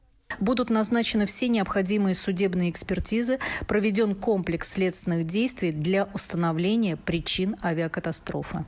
프리고진은 지난 6월 말 러시아군 수뇌부 처벌을 요구하며 모스크바 부근 200km까지 진군했습니다. 하지만 벨라루스 대통령과 협상을 통해 반란을 접었습니다. Дивіться, там в Росії якби такий режим, він не прощає таких заколотів. І це було очікувано, якби багато було інформації, що 프리고진 사망이 러시아 정부와 관련 있는지는 알려지지 않았지만 비행기가 러시아군 방공망에 격추됐다는 주장이 나왔습니다. 보고를 받은 조 바이든 미국 대통령은 프리고진의 사망은 놀라운 일이 아니라고 밝혔습니다. 바이든 대통령은 앞서 프리고진에게 음식을 조심하라며 독살 가능성을 경고했습니다. YTN 유재복입니다. 네, 바이든 대통령은 프리고진의 죽음이 놀랍지 않다고 했었는데 여기에는 이유가 다 있었습니다. 그동안 미 당국자들을 비롯한 많은 전문가들은 푸틴 대통령의 프리고진 암살 시도를 자연스러운 수순으로 봐왔는데요. 23년 동안 철권 통치를 이어온 푸틴 러시아 대통령. 배신자와 정적을 독살한다는 의혹으로 악명이 높죠. 죽음의 방식은 다양했습니다. 푸틴 암살설에서 빼놓을 수 없는 게 바로 홍차입니다. 전 러시아 연방보안국 요원이었던 알렉산드르 리트비넨코. 영국으로 망명해서 반-푸틴 활동을 해왔습니다. 지난 2006년 런던의 한 호텔에서 리트비넨코가 홍차를 마셨고요. 이후 복부 통증에 시달려서 병원에 입원했지만 시름시름 앓다가 3주 만에 숨졌습니다. 사망 직전 리트비넨코의 소변에서 검출된 폴로늄 210이 사인으로 지목됐는데요. 이 성분 청산가리보다 독성이 25만 배 강한 방사성 물질입니다. 이후에도 푸틴의 정적이 숨지는 순간에는 홍차가 있었습니다. 푸틴의 최대 정적으로 꼽히는 알렉세이 나발리 독살 시도 때도 마찬가지입니다. 나발리는 지난 2020년 시베리아 톰스크 공항에서 차를 마신 뒤에 기내에서 의식을 잃고 쓰러졌는데요. 독일로 긴급 이송돼 치료를 받아 간신히 살았습니다. 당시 독일 발표에 따르면 나발리에게는 노비초크라는 화학 무기가 쓰였는데 이게 소련에서 개발된 성분인데요. 근육 경련 그리고 호흡 정지 등을 일으킵니다. 집 욕조에서 숨지고 건물 창문에서 추락하기까지 홍차 외에도 의문사의 형태는 다양했습니다. 미국 CNN에 따르면 극단적 선택이나 의문의 사고로 숨진 러시아 거물 사업가는 지난해에만 최소 13명에 달했습니다. 특히 우크라이나 전쟁 이후 전쟁에 비판적인 인사들의 의문사가 많았습니다. 지난해 9월에는 러시아 최대 민간 석유 기업인 루크오일의 회장 라빌 마가노프가 모스크바의 병원 6층 창문에서 떨어져 숨졌습니다. 마가노프 회장 역시 우크라이나 침공에 비판적이었습니다. 또 국영가스회사 가스프롬에서도 푸틴과 우크라이나 전쟁에 비판적인 인사 여럿이 숨졌습니다. 마가노프의 죽음을 두고 러시아 관영 타스 통신은 익명의 사법당국 관계자를 인용해서 마가노프 의장이 극단적인 선택을 한 걸로 보인다고 보도했지만 로이터 통신은 그가 자살했다는 개연성이 작다는 지인들의 주장을 전했습니다. 여전히 자살인지 사고인지는 밝혀지지 않은 상황입니다. 미국의 한 시사 잡지는 러시아 급사 신드롬이라고 이런 상황을 표현하기도 했는데요. 죽음 하나하나가 의문투성이지만 러시아에서는 충분히 가능하다는 해석이 나옵니다. 올해도 푸틴을 둘러싼 의문의 죽음은 계속 이어지고 있습니다. 한국은행이 기준금리를 이번에도 동결했습니다. 5차례 연속 동결로 연 3.5% 유지했습니다. 하지만 미국의 금리 인상 여부와 가계부채 추이에 따라서 최종 금리는 3.75%로 올릴 수 있다라고 가능성을 열어뒀습니다. 취재기자 연결합니다. 엄윤주 기자. 네, 한국은행입니다. 한국은행이 이번에도 금리를 동결했다고요? 네, 시장 예상대로입니다. 한국은행 금융통화위원회가 오늘 오전 회의를 열고 만장일치로 기준금리를 동결했습니다. 기존에 적용되고 있는 연 3.5% 금리를 유지하기로 한 겁니다. 지난 2월부터 이어진 금리 동결, 이번이 벌써 5번째입니다. 특히 대외적으로 주요국 통화 정책과 경기와 관련한 불확실성이 커지는 상황에서 중국의 경기 침체 우려까지 커지면서 기준금리를 더 올리기엔 부담스럽다는 게 영향이 컸습니다. 우리 수출과 내수 회복이 부진한 가운데 중국발 금융위기까지 불거지면서 경기 하방 위험은 더 커진 겁니다. 여기에 지난달 물가 상승률이 2.3%까지 떨어지면서 어느 정도 물가가 잡힌 점도 금리 동결에 영향을 준 것으로 보입니다. 네, 하지만 잇따른 동결 결정으로 부담스러운 그런 부분도 있죠? 네, 일단 미국이 다음 달 FOMC 회의에서 기준금리를 인상할지 이후 추가 인상 가능성은 없는지 등이 가장 부담스럽습니다. 현재 시각으로 오는 25일 미국 잭슨홀에서 제롬 파월 의장이 금리 인상과 관련해 어떤 발언을 할지 주시하는 이유기도 한데요. 향후 외환시장 변동성이 커질 가능성을 배제할 수 없기 때문입니다. 특히 지금 2%포인트 역대 최대 수준으로 벌어진 한미 금리 차가 더 벌어지게 된다면 외국인 자금이 빠져 안 그래도 높아진 원달러 환율 상승을 더 부추길 수도 있습니다. 여기에 급증한 가계부채도 고민입니다. 이미 주택 매수 심리는 강화됐고 거래도 증가하면서 가계 빚도 주택 관련 대출을 중심으로 크게 불어났습니다. 이런 상황을 고려해 이 총재는 최종 금리 수준과 관련해 금융통화위원 전원이 당분간 3.75%로 올릴 가능성을 열어둬야 한다는 의견이라고 밝혔습니다. 그런 만큼 연내 인하 시기에 대해선 언급하는 게 시기상조라고 선을 그었습니다. 금통위원 6분 모두 이제 당분간 최종 금리를 3.75%까지도 열어놓을 가능성을 열어둬야 한다는 의견이 오히려 금리 인상 가능성에 대해서 논의를 하고 초점을 두고 있는 상황이기 때문에 아직 금리 인하에 대해서 얘기하기는 너무 시기상조라고 생각합니다. 네, 그래도 올해 경제 성장률은 그대로 유지했다고요? 네, 그렇습니다. 지난 5월에 발표했을 때와 마찬가지로 올해 성장률을 1.4%로 유지했습니다. 중국의 경기 침체 우려와 미 연준의 추가 긴축 우려 등 경기 하방 요인이 있지만 중국인 단체 관광객 유입과 미국 경제의 연착륙 가능성 증대 등 상방 요인을 함께 고려한 결과입니다. 그러면서 하반기 이후 완만한 소비 회복과 수출 부진 완화 등으로 점차 나아질 것으로 전망된다며 우리 경제가 애초 예상했던 성장 경로를 이어갈 것으로 내다봤습니다. 하지만 내년 경제 성장률은 애초 예상했던 2.3%보다 0.1%포인트 내린 2.2%로 하향 조정했습니다. 이와 관련해 이창용 총재는 부동산 시장을 볼 때 중국 경제의 빠른 회복은 어려울 가능성이 커졌고 시차를 두고 우리 경제에 영향을 미칠 수 있다는 점을 고려했다고 설명했습니다. 네, 오늘 주가 환율, 금융시장은 어떻게 움직였습니까? 네, 시장은 반기는 모습입니다. 시장이 유력하게 예상한 그대로 금리가 동결됐기 때문입니다. 오늘 코스피는 어제보다 1.05% 올라 2,531.78로 거래를 시작했습니다. 현재는 2,537선대에서 움직이고 있습니다. 코스닥 시장도 1.2% 오른 893.46으로 장을 열었는데요. 지금은 900선을 넘어섰습니다. 원달러 환율은 10.7원 내린 1,329원에 거래를 시작한 뒤 현재는 1,321원을 기록하고 있습니다. 지금까지 한국은행에서 전해드렸습니다. YTN 김영수입니다.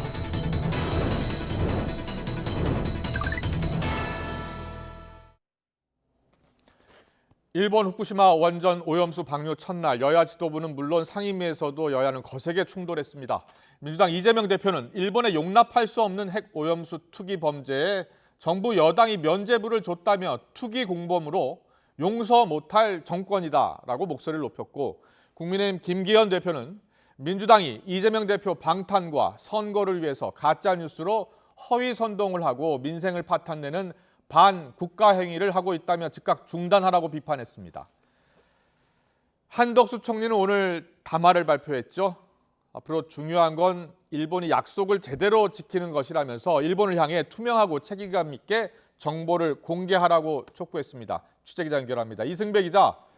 네, 정부 서울창사입니다. 네, 일본의 방류 소식이 전해진 직후 한덕수 총리가 대국민 담화를 발표했죠. 어떤 내용이었습니까? 네, 그렇습니다. 일본이 예정대로 오후 1시에 후쿠시마 원전 오염수를 방류한 뒤 30분 뒤에 한덕수 총리가 대국민 담화를 발표했습니다. 앞으로 우리 정부는 어떻게 대응할지 그리고 타격이 불가피한 우리 수산업계에 대한 지원 등이 담겼습니다. 먼저 한 총리는 방류가 시작된 만큼 앞으로 중요한 것은 일본이 약속한 대로 과학적 기준에 따라 방류를 하는 것이라고 강조했습니다.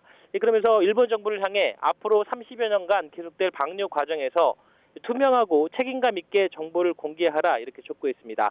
이어 우리 정부는 IAEA와 일본 정부와 협상을 통해서 이를 감시할 수 있는 장치를 구축했다면서 세부 내용을 설명했습니다. 우선 2주일에 한 번씩 우리 전문가를 현지에 있는 IAEA 사무소에 파견해 안전 기준을 지키는지 이상 상황이 발생하지 않는지 지켜보겠다고 했습니다. 우리 전문가가 현지에 머무르지 않는 동안에는 일본 측이 방류와 관련된 데이터를 1시간에 한 번씩 업데이트할 계획입니다. 또 매일 최신 정보를 받고 정기 화상회의를 개최하기로 했습니다. 신속한 정보 공유를 위해서 한라인도 구축했는데요. 한국과 IAEA 양측의 정보 공유 전담관이 지정돼 오늘 중으로 소통을 개시할 거라고 정부는 밝혔습니다. 한 총리는 이러한 정보 공유 메커니즘은 앞으로 우리 정부가 입체적인 모니터링을 할 수 있는 중요한 축이 될 것이라고 말했습니다. 정부는 이와 별개로 독자적인 해양 감시 체계도 가동한다고 밝혔습니다.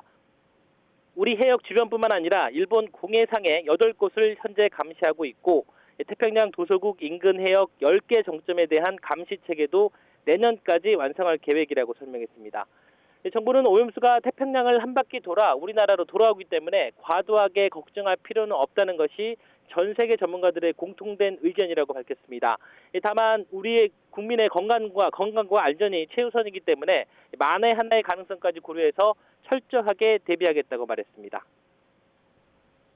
네, 방류가 시작됐으니 일본산 수산물 수입이 조만간 재개될 수 있는 것 아니냐 이런 우려도 큰데요. 여기에 대해서 정부는 뭐라고 답했습니까?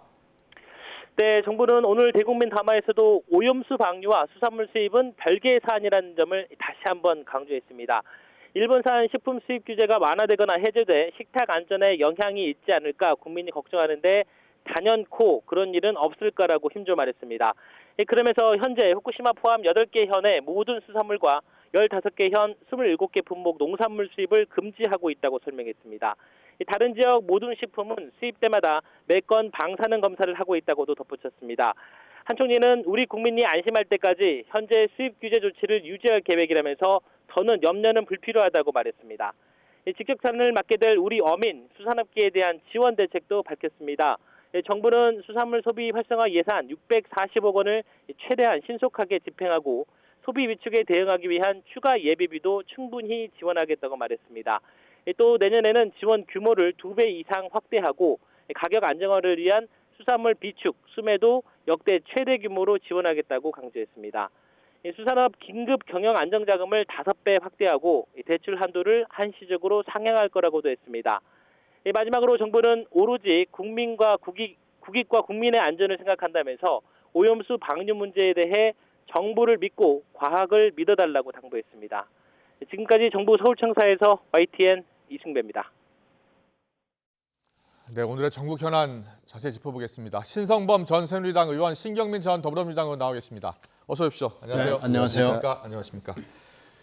일본 정부, 좀 구체적으로 얘기하면 도쿄전력이 오늘부터 오염수 방류를 시작했습니다. 오후 1시부터 시작이 됐고요. 여야 충돌은 갈수록 이제 거세지고 있는데 민주당 같은 경우에는 어제 방류 저지 위한 촛불 집회 열었잖아요. 국회에서. 2016년 박근혜 전 대통령 탄핵 정국 이후 7년 만이라면서요. 그렇죠. 촛불 집회는 그렇게 됩니다. 그렇고요. 이재명 대표는 오늘 강조한 게 이게 인류 최악의 환경 제한 선택에 윤 정부가 공범이다라고 강력히 비판하던데요.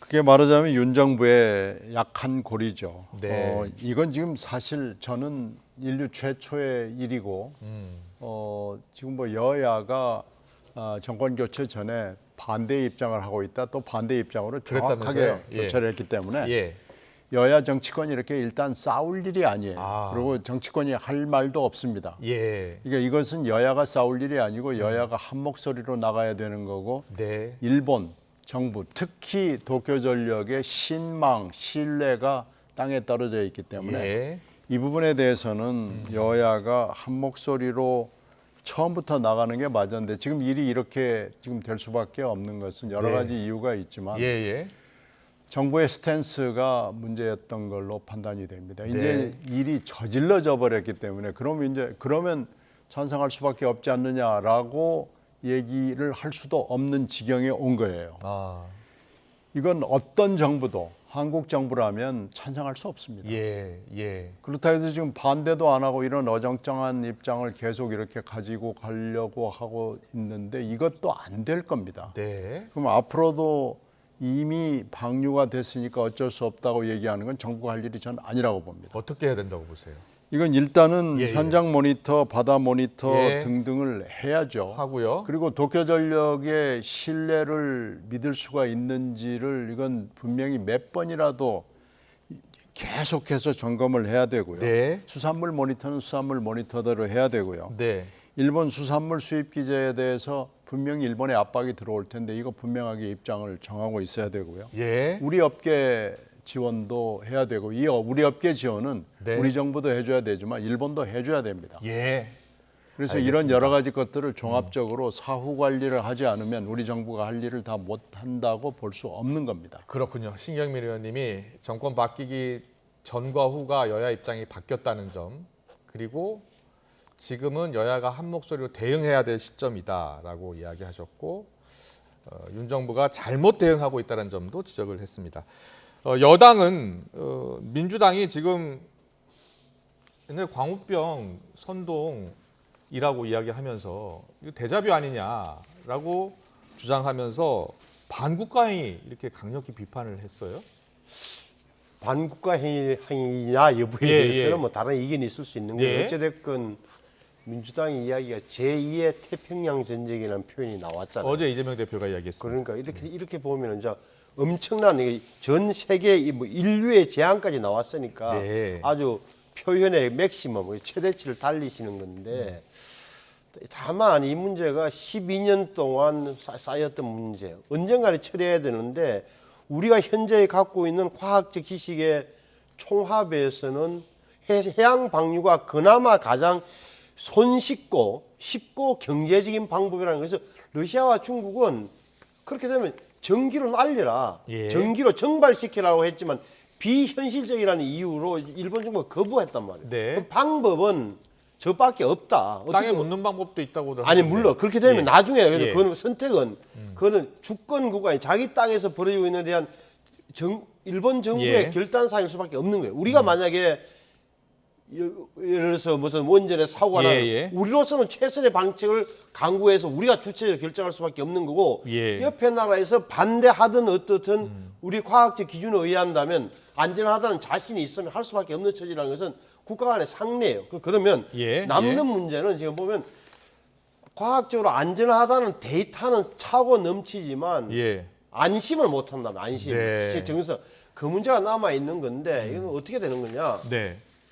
결국 시간이 말해주는 거예요. 제가 항상 4년, 5년은 기다려 봐야 된다. 캐나다와 미국에서 어떻게 되는지, 어민들이 피해를 받는지, 그쪽에 뭐 스시집은 망하는지 흥하는지 이런 걸 다 보고 결정할 그런 시간적 여유가 있다는 거고 지금 일본이 계획대로 하겠다는 것은 과학적으로, 기술적으로 본다면 에러가 없다면, 실수가 없다면 안전하다는 것은 전문가인 IAEA라는 데서도 보정을 한 꼴이 되단 말이에요. 그럼 우리가 다른 우리 해역에 지난 12년 동안 다른 변수가, 다른 변화가 나타나지 않았다. 우리가 포착한 다른 이상 움직임이 없다고 한다면 우리가 일본 정부에 대해서 스탑시킬 그런 근거가 별로 없어진단 말이에요. 없는 상황이다. 그래서 기분은 계속적으로 불안하고 하지만 그래서 우리가 막을 수 있는 제3국이 막을 수 있는 수단이 없는 거죠, 지금은. 자, 어제 윤석열 대통령 탄핵 구호까지 촛불 집회에서 나왔습니다. 기시다 탄핵은 몰라도 왜 윤석열 탄핵 이야기는 글쎄 뭐 야당 내 강경한 분들 입장에서는 도대체 이번이 국민들의 불안감 플러스 광범위한 반일 정서 이런 걸 엎어서 한번 정치적 타격을 가해야 되겠다. 말씀하신 대로 이 정부의 가장 약한 고리로 보는 거죠, 이 문제를. 하지만 그렇다고 해서 일반인들까지는 불안하지만 그렇다고 해서 대통령한테 우리 대통령이 탄핵거리다? 법률 헌법을 위반한 사실이 뭐가 있냐? 이렇게 되묻는다면 그것도 궁색한 소리예요. 저거는 나와서는 안 될 소리죠. 그러니까. 나와서는 안 될 소리다라는 입장을 좀 이야기하셨고요. 신경민 의원님, 윤석열 대통령 탄핵 구호도 어제 나왔다고 하더라고요. 지금 뭐 공식으로 나온 얘기는 아니고 공식 입장은 아니고요. 아직까지는 뭐 그걸 공식화할 수 있을 만한 그런 건 아닌 것 같고요. 앞으로 윤석열 정부 내지는 대통령이 어떤 입장을 취하느냐라는 것이 매우 중요하겠죠. 그런데 이런 식으로 계속해서 끌고 가서 결국 시간이 약이다라고 하는 것은 우리 정부가 취할 태도가 분명히 아닙니다. 분명히 지금까지 대통령의 아직 그 입을 통해서 얘기가 안 나오고 있는데 대통령 입을 통해서 분명하게 입장을 얘기를 해줘야 됩니다. 그렇군요. 자, 윤석열 대통령의 입장 이야기 잠깐 하셨는데 윤석열 대통령이 적극적으로 만약에 반대 표시한다면 여당에서는 어려운 상황이다라고 이야기하지만 추후에 일본의 수산물 수입 재개를 강력히 요청할 경우에 반격으로 할 수 있다라는 이야기도 하더라고요. 그 부분에 대해서는 어떻게 생각하세요? 아니 그러니까 지금은 대통령이 직접 나서 지난번에 후쿠시마산 수산물 수입은 절대 없을 것을 강조했잖아요. 그러니까 이런 상황에서 아무리 일본이 요구한다고 해서 덜컥 받아주면 정치적으로 얼마나 큰 문제가 되겠어요. 이런 상황에서. 저는 뭐 현실 불가능한 이야기를 하고 있습니다. 협상력을 높이는 방안으로 이런 이야기도 나왔다는 거 말씀드리려고요. 알겠습니다. 자, 속보가 하나 들어와서 잠깐 전해드리고 또 이슈를 이어가려고 합니다. 중국 세관이요, 일본 원산지 수산물 수입을 전면 중단하기로 했다라는 뉴스 속보가 들어와 있습니다. 좀 더 자세한 내용이 있나요? 중국 같은 경우에는 일부 이제 후쿠시마 지역 같은 경우에 수산물은 수입을 중단하고 있는 것으로 알고 있는데 지금 일본 원산지 수산물 수입 전면 중단 이야기가 나온 것 같습니다. 좀 더 자세한 소식 속보가 들어오면 한 번 더 전해드리겠습니다. 네, 그리고 민주당이요. 앞서 속보를 잠깐 전해드렸었는데 올해 8월 임시국회 회기가 8월 말까지였는데 좀 당기기로 했습니다. 그래서 당긴 배경, 그러니까 내일까지 그 회기를 마치겠다. 그러니까 9월 정기국회까지 좀 시간을 좀 두겠다는 건데 이게 이재명 대표 검찰 수사와 관련이 있는 것 아니냐라는 분석이 나옵니다. 신경민 의원님 어떻게 보세요? 네, 지금 비회기의 공간을 일주일을 비워놓은 거죠. 네. 그래서 검찰 조사와 지금 검찰 조사가 또 문제가 되는 게 아니고 그 다음에 이제 영장이 문제가 되잖아요. 그렇죠. 체포동의안이요? 그렇죠. 그 영장이 나오고 그 체포동의안이 이제 법무부를 거쳐서 국회로 오게 돼 있는데 예. 그 기간을 일단은 정해놓은 거죠. 이 여유 공간을 만들어 놓고 비회기에 청구하라라고 이재명 대표가 요구를 네, 했잖아요. 그 여유 공간을 만들어 놓은 건데 실제로 검찰이 그렇게 민주당이 요청하고 요구하는 대로 움직일 것 같은 그런 친절한 검찰은 물론 아닐 거예요. 예. 그런 검찰은 우리나라에 존재해 본 적이 없으니까요. 네.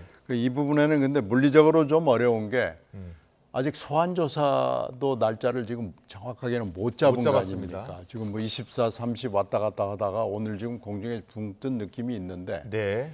결국 다음 주에 소환 조사가 이루어지지 못할지를 지금 현재로서는 짐작할 수가 없고 소환 조사를 한다고 해서 또 바로 덜커덕 영장이 나오는 것도 아니잖아요. 예. 그렇게 따지면은 비회기를 만들었다는 정치적 명분을 민주당과 이재명 대표가 갖는 것 이외에는 실질적 효과를 갖기는 조금 어려워 보입니다. 하여튼 어찌 됐든지 간에 이재명 대표로서는 지금 한 점을 따고 들어가는 거죠. 우리는 비회기 공간을 만들어 놨다. 당신네 검찰들이 이걸 이용하지 않았지 않느냐라는 것을 지금 정치적으로 명분을 하나 딴 것으로 보여요. 그렇군요. 네. 그러니까 원래 31일까지 8월 31일까지 회기인데 자 내일 25일 날 끝을 낸다. 그러면 며칠 남는 6일 남아요. 근데 토요일 8월 임시국회가 8월 16일 날 시작했죠. 그러니까 그러면 이제 토요일, 일요일 26, 27, 그러면 28, 29, 30, 31일 나흘 동안 검찰이 영장을 청구 빨리 하세요. 나는 준비되어 있습니다. 이런 취지인데 말씀하신 대로 검찰이 따라갈 이유도 없고 물리적으로도 불가능해요. 왜? 수사가 아직 진행 중에 어떤 수사가 진행 중이죠? 이재명 대표도 불러 조사해야 되고 또 하나는 이 건과 연결되어 있는 쌍방과 연결되어 있는 것 중에 하나가 지금 사법방해, 재판 지연, 박찬대 의원, 현모 변호사, 이화영 씨 부인 이게 굉장히 걸려있다고. 이걸 전체를 조사한 다음에 이재명 대표를 불러서 조사하고 그 다음에 영장을 서식을 만들어서 청구해야 되는 건데 물리적으로 불가능한데도 불구하고 그런 사실 알고 있음에도 불구하고 말씀하신 대로 나흘 동안 말미를 줬는데 검찰이 준비가 안 돼서 영장을 안 가져왔네요. 청구 안 하네요. 이걸 만들어내기 위한 정치적 계산이 깔리는 거예요. 알겠습니다. 그런데 사실 이재명 대표가 검찰 소환 통보받은 게 이번이 5번째입니다. 쌍방울 대북 송금 의혹인데요. 검찰 이 출석 시점 소환 요구를 가지고 이재명 대표 측과 검찰 양측의 기싸움 되는데 여야 목소리 좀 다릅니다. 듣고 오겠습니다. 검찰은 쌍방울 대북 송금 뇌물 의혹 관련 피의자 신분으로 오는 30일 검찰에 출석할 것을 이 대표에게 통지했는데 이재명 대표가 자기 임의로 오늘 출석하겠다고 하더니 다시 일정을 조율해 오늘은 출석하지 않겠다고 한 것으로 알려지고 있습니다. 검찰 조사를 받는 것이지 나들이 소풍가고 있는 것이 아닙니다. 나는 검찰이 자기 마음대로 출석 쇼를 했던 민주당 송영길 전 대표의 모습이 떠오릅니다. 아예 없는 사실을 만들려고 하다 보니 이런 무리가 따르는 거고 또 다른 가능성은 검찰이 지독히도 무능하다는 겁니다. 이재명 대표 소환이 벌써 5번째입니다. 제1야당 대표이고 직전에 대선의 경쟁자였습니다. 그런 이재명 대표를 동네 강아지 부르듯 이렇게 5번이나 부르는 게 이게 도의와 상식에 맞는 건지 묻고 싶습니다. 네, 야당 대표를 5차례나 부르는 게 맞는 이야기냐라고 이제 김의겸 의원은 이렇게 이야기하고 있어요. 어떻게 들으셨어요? 그렇게 부를 때마다 요리조리 빠져나가고 진술 거부하고 써가지고 간 그 서류로 여기에 가름한다 그러고 한 10시간 조사하면 3시간 정도는 그 조서 열람하면서 무인 찍고 하는 이런 피의자가 더 물었기 때문에 저런 게 벌어지는 거예요. 그러니까 국민들은 이미 상식을 알고 있어. 아예 뭐가 있는데 네. 증거를 없앴거나 검찰이 못 찾고 있구만. 네, 뻔한 네. 건데라고 본단 말이에요. 예. 그래서 저거 늦어지는 거지 뭐 다른 거 있나요? 네. 자, 지금 동네 강아지 부르도 5번이나 불러 되겠느냐? 검찰 조사가 소풍 가는 거냐 이렇게 충돌하고 있는데 자, 어떻게 될 것 같습니까? 언제 영장이 청구될 것 같습니까? 검찰 소환 날짜 가지고 이렇게 하다가 보면 이거 소환이 쉬워 보이지가 않네요. 그렇군요. 그런데 예. 이제 문제는 현재 이화영 피고인의 공판. 네. 이것이 이제 어떻게 되느냐가 또 중요하거든요. 네. 지금 29일로 일단 다음 주로 잡혀 있습니다만 예. 이때 과연 진행이 될 수 있을지 없을지 현재로서는 짐작하기가 매우 어렵고요. 네. 29일 열려봐야 알 수 있는데 국선 변호인하고 검찰이 또 어떤 재판을 진행을 할지 또 재판부가 소송 지휘권을 어떻게 행사할지 민주당 그것이- 내 분위기는 어때요? 만약에 체포동의안이 넘어온다면 네. 표결하지 않고 그냥 본회의장을 떠나는 것도 방법이다. 그 민영배 의원의 얘기는 예, 말이 예. 되지 않습니다. 그렇게 투표가 불성립이 되면 기일을 다시 잡아야 되기 때문에 그렇게 됩니까? 그러면은 정말 민주당은 국민으로부터 저버림을 받게 되기 때문에 그것은 탁견이 아니고요. 바보 같은 짓입니다. 그건 네. 그렇게 될 수 없고요. 가결이건 부결이건 투표를 해야죠. 네. 근데 아니 상식적으로 본다면 예. 대표가 본회의장 연설을 통해서 불체포 특권을 포기하겠다라고 선언을 했는데 왜들 다른 소리가 계속 나오냔 말이에요. 예, 자, 예. 투표 보이콧 전술이 나온다. 심지어는 뭐 아예 반대 당론으로 정하자는 이런 이야기까지 나오고 이재명 대표가 이런 당내의 다른 이견에 대해서 아무런 이야기도 하지 않는 게 그 따르고 쏙 따르고 이중 플레이다 이 말이에요. 완벽하게 이중 플레이를 하고 있는 거예요. 네. 그 국민들이 느끼는 거죠. 그럼 본 뜻이 뭐냐? 예. 그럼 진짜 검찰에 나가겠다는 거야. 나가겠다 쇼를 하겠다는 거야. 쇼는 예. 송영길 전 의원이 보여주기 때문에 이번에는 너무 낡은 전술이어서 포기한 건지 이런 의문이 들 수밖에 없는 거예요. 그래서 이것은 깔끔하게 이재명 대표가 회기든 비회기든 네. 회기에 들어오면 제 말대로 해주세요. 제가 알아서 살아남을 테니까 다 찬성표 던져주세요. 라고 민주당 의원들한테 이야기하면 깔끔해지는 거예요. 알겠습니다.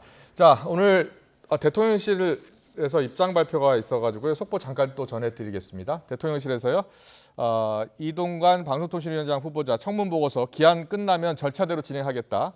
너무 늦출 필요 없다. 그래서 아마도 송부 기한이 사흘이기 때문에 내일 이동관 방송통신위원장 임명 강행 전망된다라는 뉴스 속보가 들어가 있고요.